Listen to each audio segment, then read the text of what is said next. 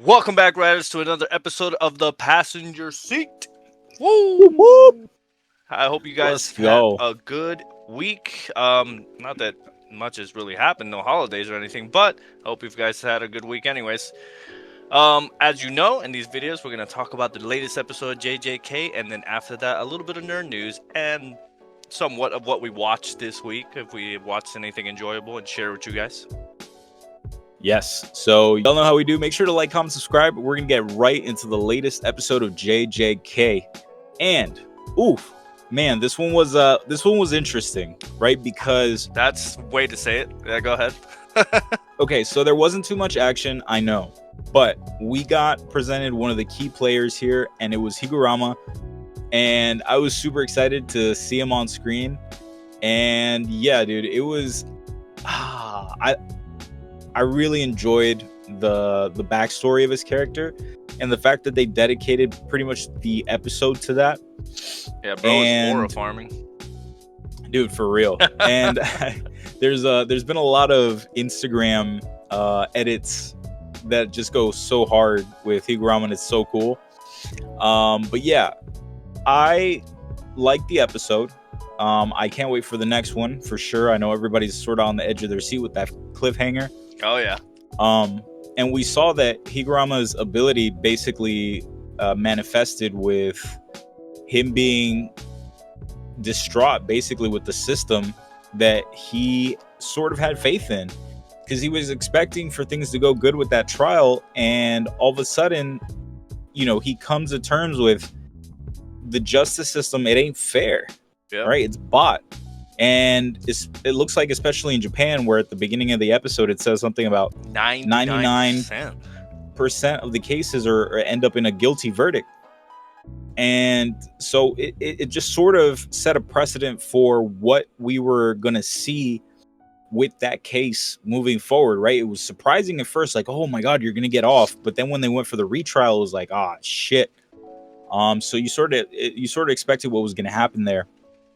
And the fact that he just like got up and started banging the gavel on the desk. It was so cool. I don't know. And then the moment where Yuji walks in on him and then the lights turn red, like that whole vibe was super cool. Yeah. And I found that really a nice touch for the episode. So yeah, I enjoyed the episode for sure. I have to admit, bro was just like, when he's in the tub and he's just like unbothered and shit, I was like, okay, bro, what you hey, this man's just aura farming, sitting here all like, whatever, I killed 60 people, whatever. I was like, damn, I'm really curious about his ability, extremely curious. I love how it looks. Oof. The way it popped up like that with the scales. The scales. I was like, okay. Yeah.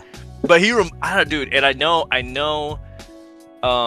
a lot of people on, at least from what I saw on Instagram, a lot of people are talking about what's that? They remind, the way he had the gavel, it reminded them of that video game character. Oh, Phoenix Wright. Yeah. People were like, oh shit, Phoenix Wright. He looked really cool, honestly. I like that character. There was a part of the episode that I know you didn't mention because it wasn't really that important, and it was the guy with a bunch of little receipts all over him or whatever. And I was like, okay, I'm not really understanding this dude. But he brought up one of the most interesting points, and that was the fact that it sort of doesn't matter who wins or loses. The end result would be like him, the bad guy, basically murdering everyone or something of the sort. And I was like, oh, that's interesting. And at the end, we see the bad guy, I forget his name, Krang. He walks in, and the guy's like, take a seat and whatever. And it was interesting. It was like, ooh, what's happening here kind of thing. But the episode for me was like, besides the dude aura farming, it was just okay. It was an okay episode. I can't wait to see a little bit more about this dude, the lawyer. I hope he doesn't disappoint. No, I think you're gonna be. I think you're gonna be pretty pleasantly surprised because I know what's about to take place. Hmm. So obviously we're gonna see the dilemma, or basically the, the story unfold, or wrap up with Yuji and Higurama, and then Megumi, and then this dude. Before we get on to the next thing, Yeah. so the Megumi thing, I'm not. I'm so about it. Mm. I just want it to be over and done with. Now, Higurama and Yuji, that I'm super excited for, so I can't wait for the next episode. Yeah, it was a lot of just preparation. It was kind of, I ain't gonna lie. I kind of want to see an anime about lawyers. I was like, it looks a little interesting. It sounds like a boring concept, but honestly, like a slice of life about a lawyer, that'd be pretty cool. I feel like that has to have been done already, but if they haven't, they should. It should, right? Yeah, it'd be like Suits, but anime. The way that guy gave him the death stare, bro, I was like, holy shit. Dude, it was so good. Oh. Anyways, so yeah, I think that's all we had to say regarding the episode. Writers, make sure to comment down below. Let us know, like, what your thoughts of the episode were, and if you're excited about how the season is going, and yeah, just let us know your thoughts. But with that being said, let's go ahead and hop into our nerd news. And boy, oh boy, see, I have a pretty big bomb for you, my guy. Shit, go. Yeah. So, I don't know how much of this is confirmed versus rumors. Okay. But the rumor is that Shota, I'm gonna mispronounce this so bad, Goshizono, the director for JJK, both season 2 and season 3, apparently is leaving MAPPA. Really? Yeah. Any particular reason? Well, based on things I've sort of seen here and there, it's most likely due to his contract coming to an end. And yeah, apparently he's walking away from MAPPA, and the problem isn't the current season. The problem is what follows, because right. I know in one of our earlier videos we stipulated, I sort of saw a video, and then I think that person was on the right track on saying that, I don't think we did mention this in the video, but I think this person was on the right track when they said that we're going to end, damn, I can't spoil that for you, actually. We're going to end at a certain point, and then it's going to culminate in a movie. Okay. And the problem is that he no longer will be there for the movie, which is really concerning. I've seen a bunch of people spread fake news that it's going to be the team, it'll be picked up by the team who did One Punch Man season 3, which would be a shit show. The community. It's just the director, though. It's not the whole animation team. I know, but the director has such a huge part to do with, with the way that the anime has been going.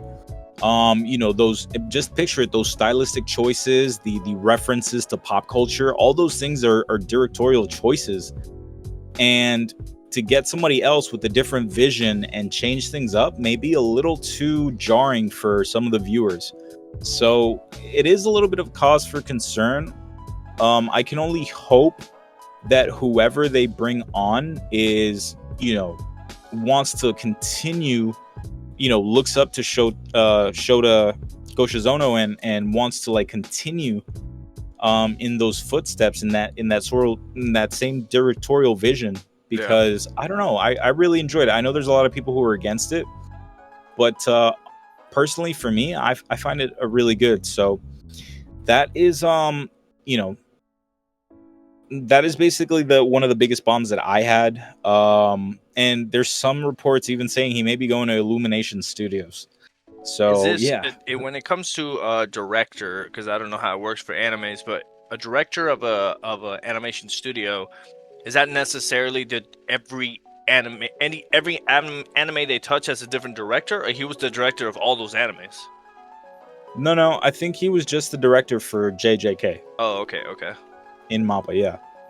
So yeah, but the rumor of him supposedly going to Illumination next is kind of a crazy rumor through the grapevine. So Well, honestly, kind of sick though. Imagine Illumination with a it, director like that. well, a fucking minion and like JJK style. But yeah, so that was one of the biggest ones. Let me move on to the next piece of nerd news I had, and it was the Mortal Kombat 2 trailer, basically focusing on Johnny Cage. Yeah, all urban. So yeah, so it was interesting. I'm gonna say from the jump, I think this is definitely gonna be a popcorn flick, a B flick, you know. Just like the first movie. Yeah, well, I don't know. I feel like the first one was pretty cool. You know, we're talking about the same one that didn't have Liu Kang or anything. It was just With like, the invented character or whatever. yeah, I didn't think that one was that bad, to be honest. This one just looks like they're going really hard on they're like, okay, we're not gonna make it too serious, I guess. And anyways, you know, we saw a lot of recognizable characters. Obviously, Johnny Cage. We see Liu Kang, Jax, Sonya Blade, Katana, Raiden, Kano, Shao Kahn, Shang Tsung. So that was pretty interesting to see. Now, there are a couple things that for me were a little bit concerning. And I know they're going with like basically, and it's not that my hopes are down for this one because they did this sort of thing with D&D. The Dungeons and Dragons movie was really good. It was. You know, aside from it being like initially one would look at the trailer or the effects and be like, yeah. But it actually turned out really good. So I'm hoping that it's that same thing. But for me, the special effects, Liu Kang throwing all those fireballs were like, bro, you don't have like a magical fire ability. Like you don't. You wouldn't do it all the time, you know what I mean? Yeah. And there it just seems like he was overusing it a little bit, and that got me a little concerned.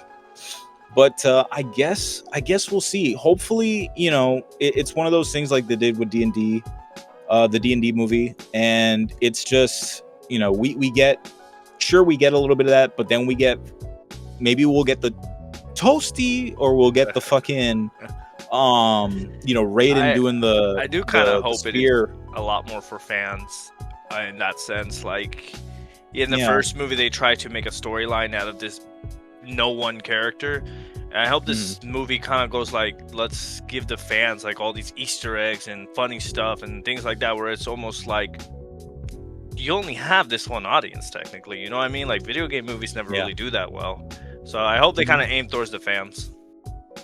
Yeah, no. Dude, for me personally, the toasty I don't care so much about. If they have Raiden doing the spear while going, dude,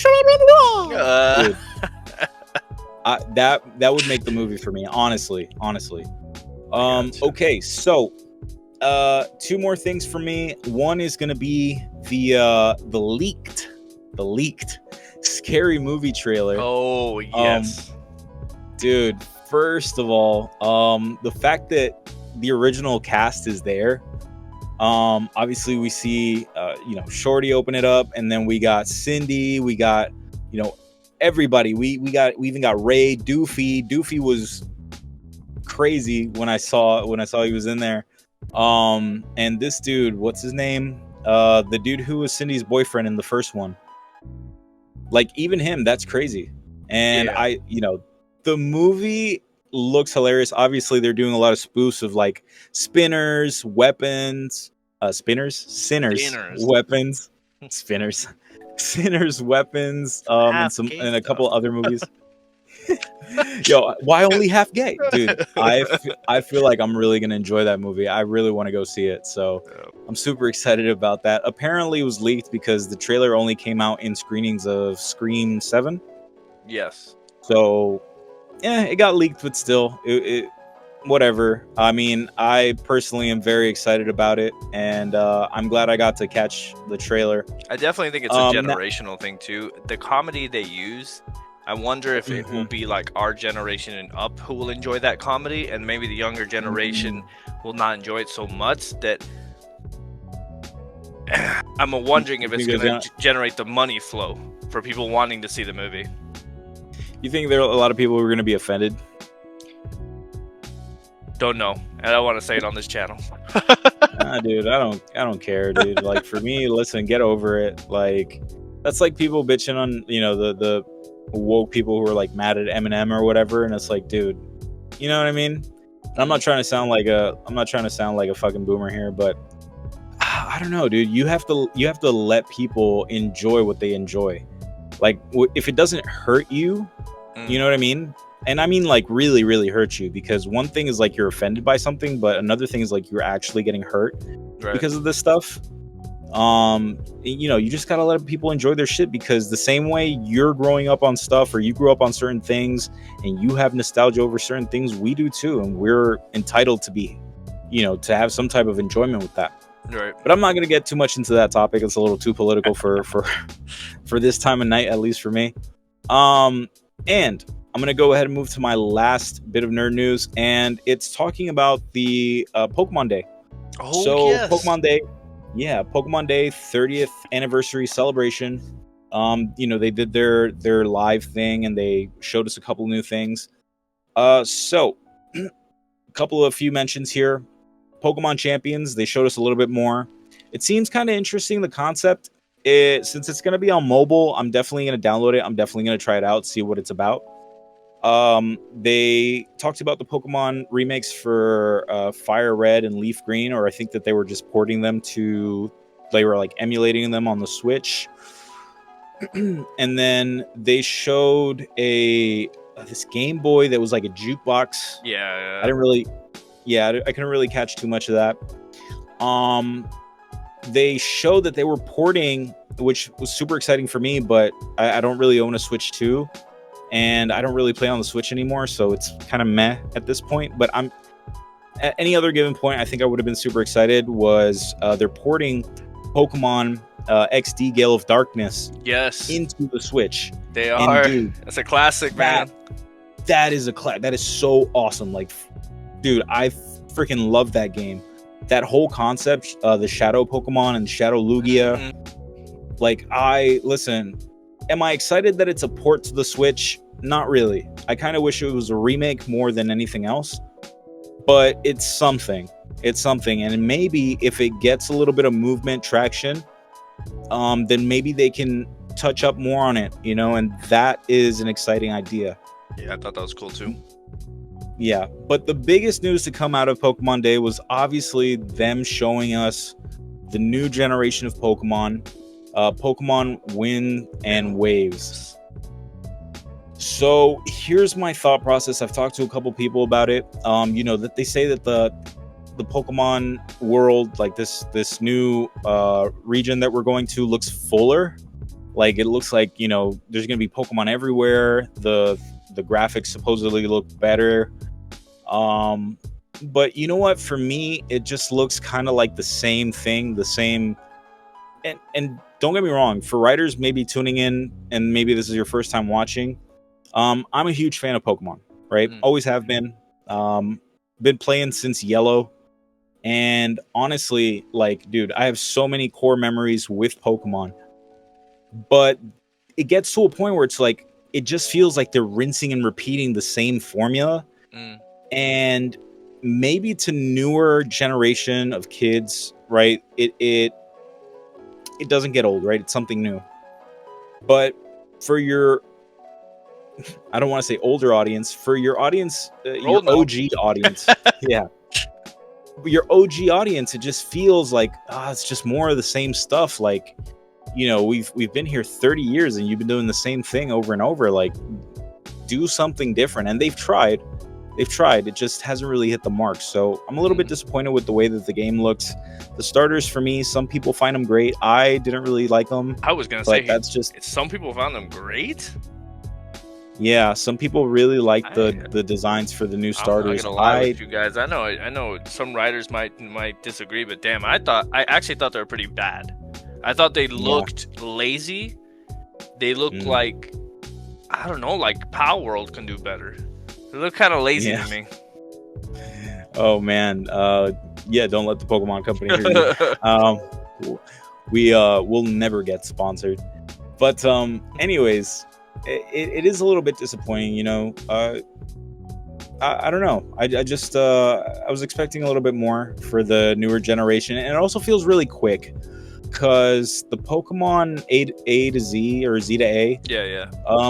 came out in November, I think, and it's only been a couple of months, and they're already dropping this. And I mean, yeah, they have a tendency to drop new games every year on like November, but yeah, it feels really quick. So I don't know how to feel about that, to be honest with you.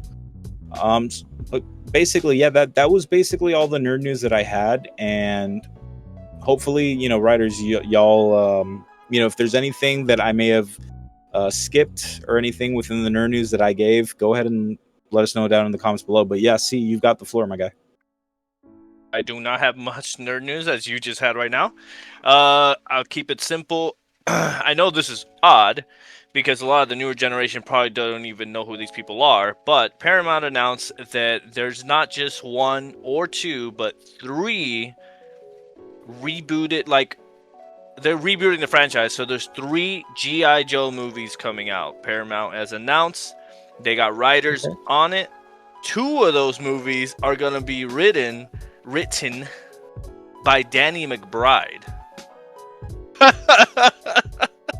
What? Exactly. He's a big G.I. Joe fan.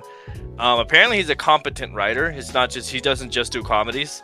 But I mean, sorry, parentheses there. I mean, that's not really that surprising, is it, right? Because we got Seth Rogen. Yeah. And Seth Rogen's been doing his thing with Invincible, so supposedly he wants to jump on it with his friend who was also a writer. And they want to be faithful to the 80s cartoon. They want to be more faithful than the last movies that other people had that the fans weren't too happy about. And that third look, I already skipped ahead. That third G.I. Joe movie isn't written by him because it is Transformers X G.I. Joe movie that was semi kind of announced. I don't know if you saw the last Transformers movie. No, I didn't. Anthony Ramos.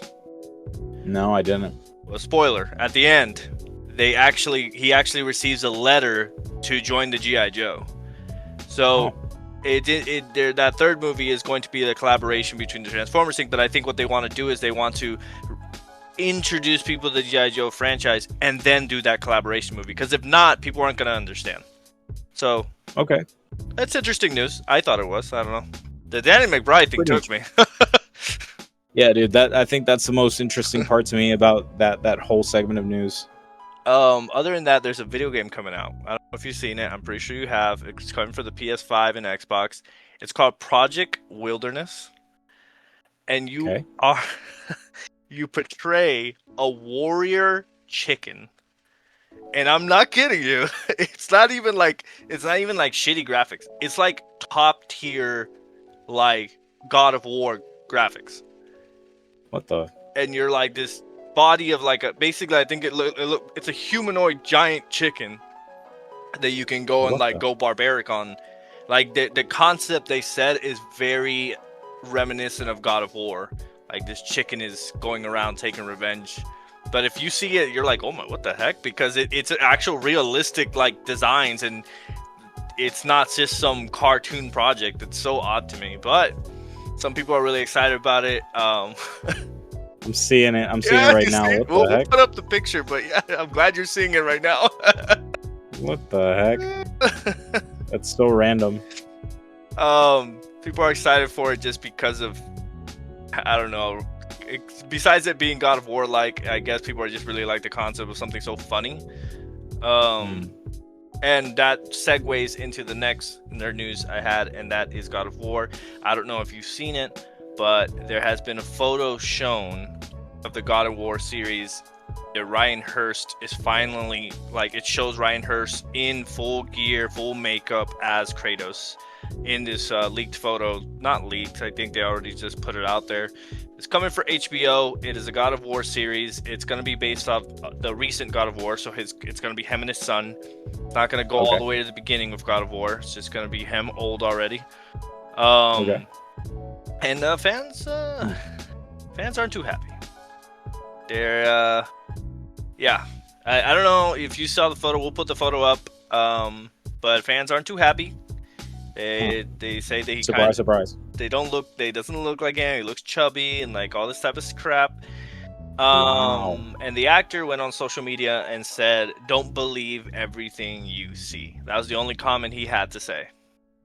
Oh. So we'll have to see. Okay. I mean, again, I think people just judge the photo really quick, but it's like, dude, where's the VFX? Where's the lighting? Where's the camera? It's just a photo. You know what I mean? Like, you know what a photo of behind the scenes look? It doesn't Yeah. always look great. Like, give it that Yeah. real camera look, and maybe you'll look really cool. Who knows? What's that saying? Don't count your chickens. Speaking of Anyways, chickens. Okay. that was my last piece of news. So be not mindful. Be looking out there into 2027, I believe, the start of 2027 for the God of War series. Cool. Yeah, you'll have to send me that photo after this. All right. Well, writers, thank you so much for joining us today. We hope you have a good rest of your week, and we'll see you next week. Make sure to like, comment, subscribe. We always appreciate y'all. And until next time, peace out. Peace.